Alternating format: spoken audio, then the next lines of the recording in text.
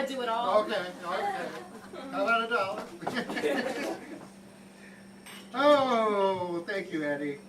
I'm so proud of you. Yeah. Wow, tough act to follow for that. My heart is just, you know, we have biological family and we have logical family. And this is a logical family to have here.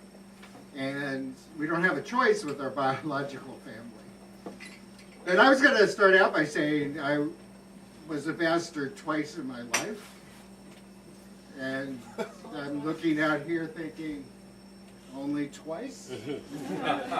And there's a reason for that.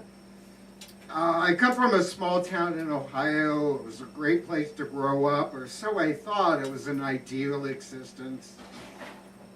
Protected from the realities of the world. In the 60s and the 70s, well, it started in the 50s. A small town in Ohio. I won't say the name. And I had a sister that basically, if you looked in the dictionary, under bitch, you would see her picture. She would tell us to stop chewing our gum. She would tell a total stranger to stop chewing their gum. She hated it if we touched our fork on our teeth.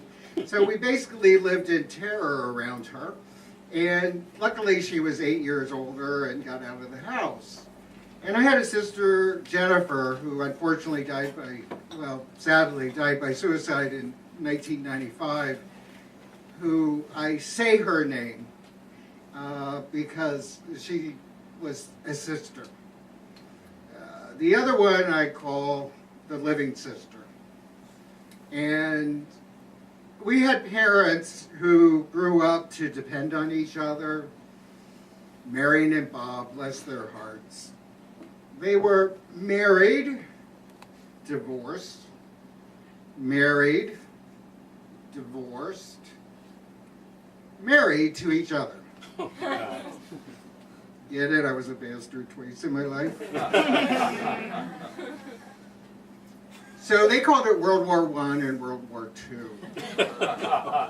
And unfortunately, they passed in assisted living a month apart. So that's, to me, the sad part of it. But they couldn't live with each other. They couldn't live without each other. And everything else, you know, was incidental. So I feel lucky that I got out of Urbana and I'm here. And it was the best choice I made to relocate. My psychiatrist and my therapist around the holidays would beg me not to go home for Christmas and New Year's because they would have to put me back together, literally. And I wasn't getting it. What do you mean, not go home? And then finally one year, this is about 5 years before my parents passed, I had that V8 moment, like, oh, I get it. I really get it. I'm in a cocoon. I'm going right in that same space. So I packed my bags, put it in the trunk, drove their car to the Dayton airport, changed my flight 4 days early, and then I called them and told them where their car was parked.